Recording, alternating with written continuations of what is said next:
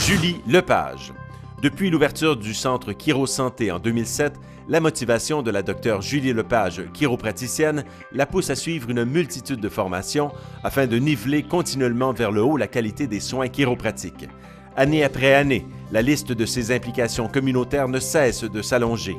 Étant très impliquée au sein de diverses organisations sportives et étant elle-même très active, elle est passionnée par le traitement des blessures sportives.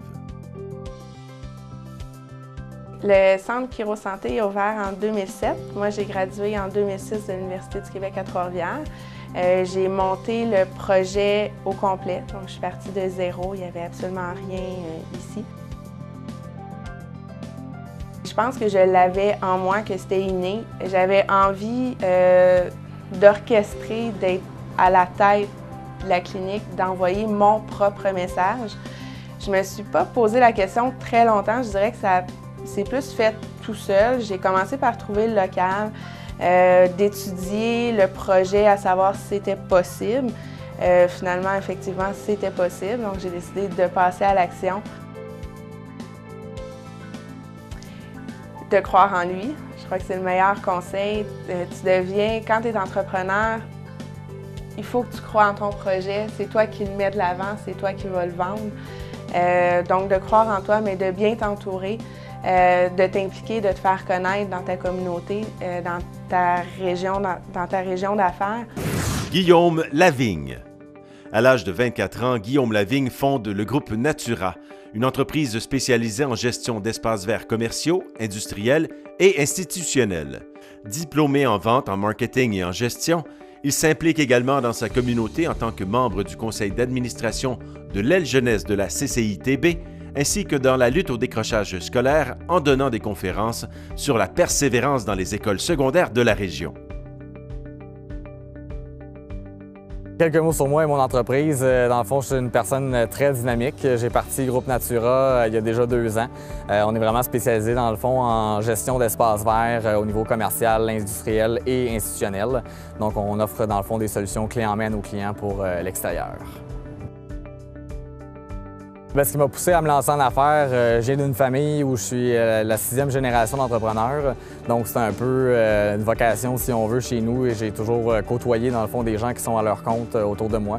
Fait que c'est sûr que c'est quelque chose qui m'intéressait. Puis j'avais besoin de trouver quelque chose, un domaine, dans le fond, dans lequel je pouvais concilier ma passion pour le plein air et le monde des affaires.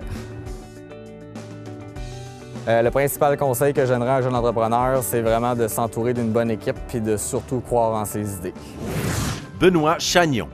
Benoît Chagnon a fondé Solutions DevCo en mars 2011. Son entreprise est spécialisée en développement de logiciels sur mesure. Dynamique, faisant preuve de leadership et étant orienté client, il offre à ses clients des services adaptés à leur propre réalité. Avec ses bureaux à Boisbriand, il est près de sa clientèle, principalement concentrée dans la région des Basses-Laurentides.